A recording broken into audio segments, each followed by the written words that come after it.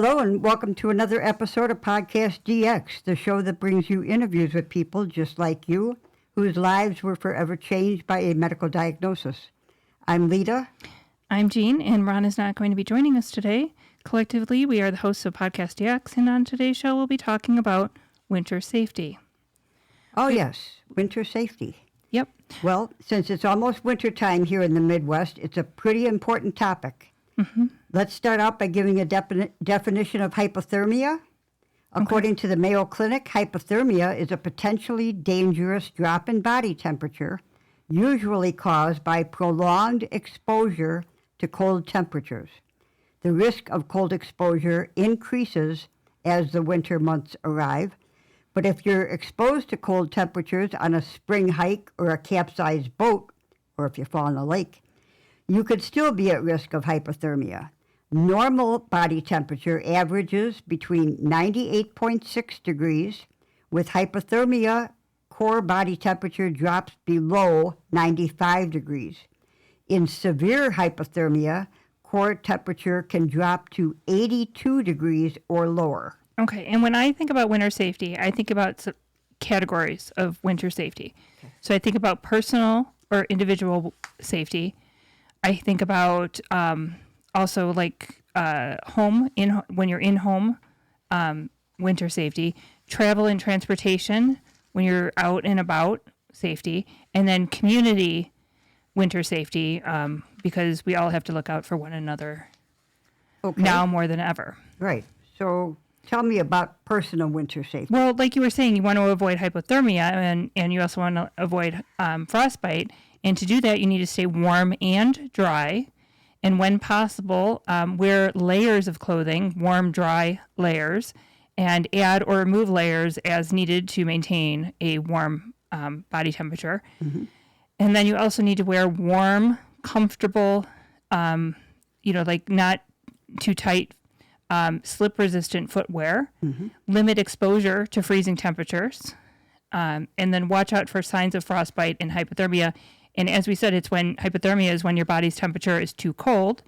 And some of the signs and symptoms that you are, or someone you know might be suffering from hypothermia, include confusion, drowsiness, loss of coordination, nausea, pale skin. And this is pale relative to your typical skin tone. And your skin might also be cold to the touch. You might have uncontrolled shivering and or chattering teeth. And if somebody is experiencing hypothermia, when possible, gently move them out of the cold, remove any wet clothing, have them put on dry, warm clothing. If they are conscious, have them drink warm, non-alcoholic liquids when possible. You may need to contact emergency services for someone who has experienced extended exposure to the cold. Right. Severe hypothermia, loss of consciousness, or slurred speech. And just a reminder, hypothermia can occur when you're indoors or out and any time of the year. And the World Health Organization recommends keeping your indoor temperatures above 64 degrees Fahrenheit. And in the winter, you really want to keep your temperature between 68 degrees and 70 degrees if possible, especially in homes where there are older individuals, those with chronic health conditions, children, or infants. Colder temperatures put a strain on your heart and your lungs and make you more susceptible to illnesses. And so you want to make sure that you try to keep temperatures on the warmer side. Right. And frostbite occurs when exposure to cold damages the skin and other tissues. It begins with the skin feeling cold, then it may feel numb, and then the skin may change. Okay. And it might change and become waxy and and hard. And it typically occurs, when you think about frostbite, you think about your ears, your nose, your fingers, your toes, your cheeks, and your chin. And the injury is the skin actually freezing and crystallizing. The water in your skin crystallizes, and it can also damage the tissues underlying the skin. And you want to make sure that, again, you're staying out of the cold whenever possible. And then when you do have to be outside in the cold, wearing appropriate clothing and gear. And especially this is especially important for those who have poor circulation, and so just keep an eye out. Okay. And there's a chart online that the Mayo Clinic has for the symptoms of frostbite, and it's cold skin, the prickly feeling of the skin. I don't know, have you ever felt like had that would happen to your nose or your ears? No, but my fingers got frostbite once. Okay. And so you might have, depending on your skin tone, you might have red, whitish, bluish, grayish, yellowish skin. And so anything that's atypical for you, you want to look out for that. And again, you could become clumsy and have muscle and joint stiffness. And it can actually result in blistering, and you can end up losing the tissue because it's gone to the point where it can't be, it's damaged too badly. Right. So you could end up losing fingers and toes and your ears and your nose. So prevention here is really the key. Dress accordingly to the weather, and make sure that if you are outside, try to limit your time out in the elements. And if you can move a cold person inside, or at least out of the wind, if the sun is out, you might want to move them into the sun, insulate them. Especially from a cold ground. From the ground, Right. because that will leach out the heat from the body. Right. And you need to protect the head and the neck area. If it's windy, remove the wet clothing, or if they're in wet clothing, replace it with warm, dry clothing and blankets. It's also important for everyone to stay hydrated during the winter. It's not something we always think about. We always push hydration during the warm weather months, but it's vital in the winter as well. And what else could we do to stay safe personally or stay healthy? Stay out of the cold? Okay, well, also maybe get recommended vaccines. Oh, sure.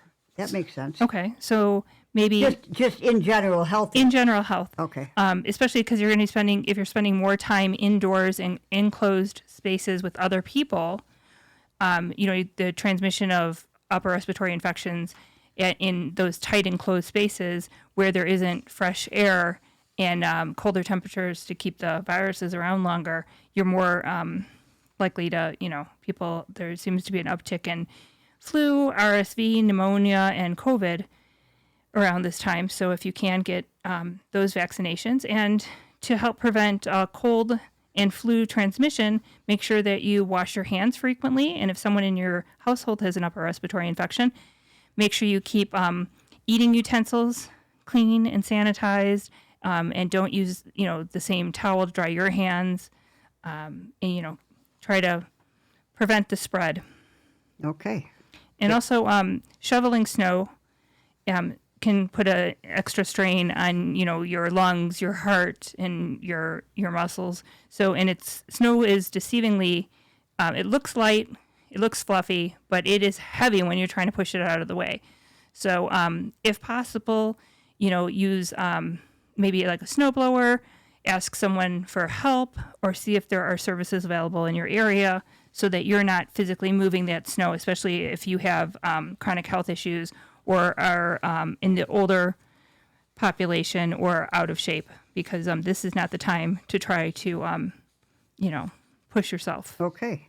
And then if you're going to be in a car, or if you're going to be taking a trip, you got to make sure that your car is ready for anything, because what if you break down and you're stuck in the elements because your car is not running? Okay. So always make sure that your car is in good operating condition. Okay. Have an emergency kit in your car. Have a bag of salt or sand to help with traction if you're stuck on ice. Okay. Make sure that your gas tank is at least half full to avoid ice in the lines. You should have a flashlight with batteries. You should have extra blankets and extra winter clothing, an ice scraper with a snow brush to clear the windows. It's all important so that you can get to wherever you're going safely. Okay, and I guess if possible, avoid driving right after a snowfall.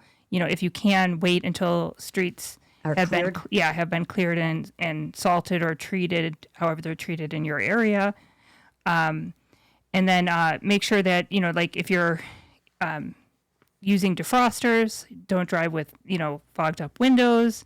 and maybe add Jumper cables? jumper cables to that kit, and make sure that your antifreeze is topped off. So yeah, it's always, and make sure that your tires are that they have good. Yeah, because in the cold, you're going to lose air. Right. That just automatically happens. So make sure you check your tire pressure. Yeah, A lot of places will fill them up for free. Okay. So it's a good time to get everything checked before a snowfall. Right. Or if a snowfall is expected in your area. Yep. And if you got an old battery, make Mm-hmm. sure that you get that replaced before winter hits. Okay. All right, good deal. Now, if you're out on foot, what do you do? Well, you're going to want to take, extra steps to make sure that you're dressed appropriately. Know what your route is. Let someone know that you're leaving and when you should arrive, and check back in with them so that they can keep an eye out for you. Okay. Also, try to keep, stick with sidewalks that have been properly cleared. And be careful. It's harder for drivers to see. When it's snowing, it's harder for drivers to see with snow and sleet on their windows or their. Yeah, I've seen people driving around with just a little tiny peephole. They Right. didn't do the whole window. Right. And also with when snow is plowed and builds up along areas, it's hard to see people Behind the mounds. those mountains. So when you're going to be crossing the street, don't assume that someone driving can see you. Right. So be extra cautious. Use crosswalks. Cross when the light tells you to.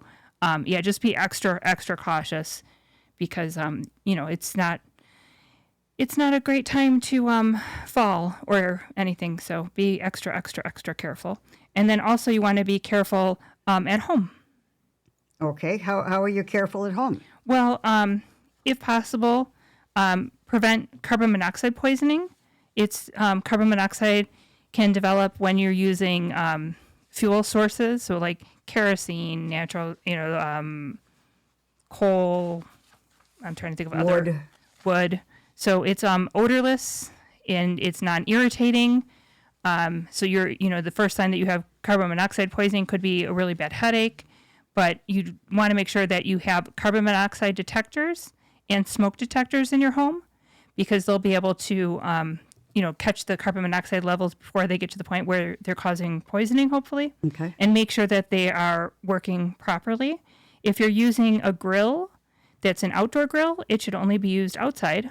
If you're using a generator, that should also be used outside, and they should be used away from your house or other structures, and never use them near or under a window where the carbon monoxide could seep back into the house.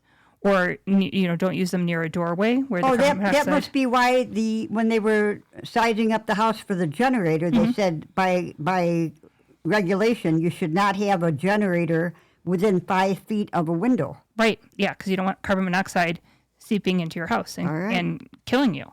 Good idea. And because it can definitely result in death, and people don't realize, that they have carbon monoxide poisoning until it's too late. Also, don't use gas ovens or cooktops as a heat source in your home. Because that also sets out Carbon monoxide. How about electric heat? If you're going to be using alternative heat sources, you want to make sure that you are using them according to manufacturer's instructions. Also, before winter really hits, it's a good idea to have your clothes dryer, your furnace, and your chimney inspected and serviced. When we were living in North Carolina, we were living in a new housing development, brand new. And as a result, there were also no trees. And the laundry facilities were on the second floor. And birds were making nests in the dryer vent outlet. Okay. So that was blocking the exhaust for the vents, for the dryers. So you want to make sure that your dryer, that you have your dryer serviced as well. And don't use that, obviously, as a heat source either. And avoid the use of open flames like candles. And like we said, if you're going to be using a space heater, you might also want to make sure that it hasn't been recalled. Okay. And you want to make sure that you maybe do a refresher, read the manufacturer's instructions. You can often find those online. And then also at home, keep your sidewalks and other walkways clear of ice and snow. Okay. And what about pet safety? Limit your pet's exposure to cold. They're not typically wearing the same layers, and they also can't communicate with you when they're having signs and symptoms of frostbite. So limit. So like dogs and cats can get frostbite? Sure. And they can get, hypothermia too. So limit their exposure outside. And if you can, have a little area for them to use the facilities and then come back inside. Keep, if they are long-haired animals, make sure you break off any snow clots that are on there and get them warm and dry as quickly as possible. Okay. All right. Let me think of what else how about their paws when they're walking around in snow and ice? You're going to want to make sure, ice can damage their paws, so can salt if that's on the roads, or ash. Are those little booties, are those good? They could be good, but they could also be too tight, and then you're limiting circulation, and nothing is the animal can't communicate with you, so limited time outside when the temperatures start to drop. And then let's talk a little bit about community. Okay. If you need assistance, please don't hesitate to contact your local community agencies.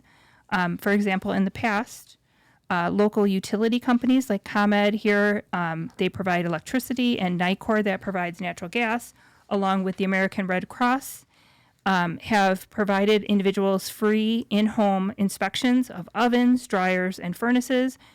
They've also installed smoke detectors and carbon monoxide detectors and plastic window film insulation for eligible households here in the Chicagoland area to help prevent carbon monoxide deaths, to help prevent fires.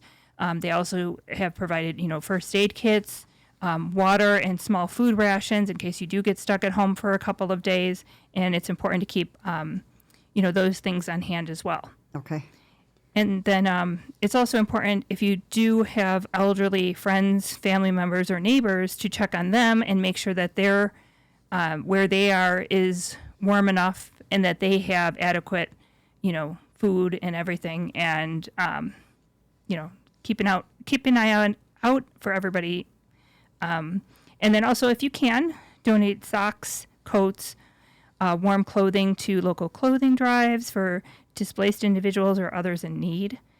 And I think it's good to know if you're going to be traveling, or if just in general, to know the location of warming centers near you and near your work or school. And if you have kids, like coming home from school, make sure you know about when they should be there, so that, they're inside when they should be. And if they're not, then, you want to just make sure that you're keeping an eye on everybody. I also like to keep a list of contacts for utilities in case the power goes out, for example. And then if you have the address and phone number for warming centers, in case you need to recommend a warming center and give that advice to someone, or other organizations that can offer assistance if your power goes out, or if you need to request aid for unhoused individuals who are out in the weather. Okay. And I know we didn't talk about things like, let your water drip a little bit to keep the pipes from we freezing. did say, you want to if you can, keep your household temperature between 68 and 70 degrees. But the thing is, when pipes are on an exterior wall, they could freeze, right, and then you're out of water. So right, then you're in trouble. So I think it's a good idea to just let the water drip out of an outlet, out of a spigot, just to make sure that it's constantly moving and not freezing in place. Well, and I guess if you can also have, your, check before it gets too cold to make sure that, you have insulation around your pipes. I know in the past we've had that problem. Our laundry room is on an exterior wall, and the wall was not insulated. Right. And the pipes froze, and we couldn't do laundry. Even though our household temperature was warm enough, it was so cold on that exterior wall that it froze the pipes. Yeah. So it's always good to check, if you can, before winter hits. Right. And if you live in an area where blizzards are common and you might get snowed in for days, make sure that you have alternative heat sources in case your power does go out, that you have an adequate supply of food and water and warm clothing, and that you have a means to contact people in case that situation should arise. And then because you don't want to be. You know what I heard? Now, not everybody has a tent, but people that camp have tents. Right. That if you're in a house that doesn't loses its heat, set up the tent in the smallest room of your house and stay in that tent, because your body heat will actually help keep that area warm. And if you don't have a tent, put a blanket over a table and just sit under the table, and it also helps keep you warm. I read about it. Okay. Well, I know in the past, before modern HVAC systems and things of that nature, people would sleep in a like a half tester bed. So it was a bed with a like wooden ceiling and heavily curtained Like draperies around the surround of the bed, right. and that would keep you warmer in a house that may or may not have had windows, that may or may not have had a heat source. But when possible, try it. If you do lose power, see if you can go somewhere where they do have heat and light and food and water, because you also don't want to risk dehydrating or carbon monoxide poisoning. Most carbon, if you can, make sure you have a backup carbon monoxide detector that has batteries. So there's lots of things you can do now. So if you make a list for yourself for personal issues. Well, how about if we put a list on the website? We'll put tons of links on the website. Okay. But yeah, but think about personal safety, home safety, travel safety, and community safety. What can you do for others around you? Because I think we all need to pull together and help one another. All right. Well, I think we'll wrap it up, because I'm ready to go warm up, and I just got cold talking about this topic. I'll make you a cocoa. Okay. All right. If our listeners have any questions or comments related to today's show, they can contact us at PodcastDX@yahoo.com. And if we've forgotten anything, drop us a line, and we'll make sure that we add it to this the page for this episode. Right. And next week, if you have a moment to spare, please give us a review. Wherever you get your podcasts. And keep in mind that this podcast is not intended to be a substitute for medical advice, diagnosis or treatment. And always seek the advice of a qualified healthcare provider with any questions you may have regarding a medical condition or treatment, and before undertaking a new healthcare regime.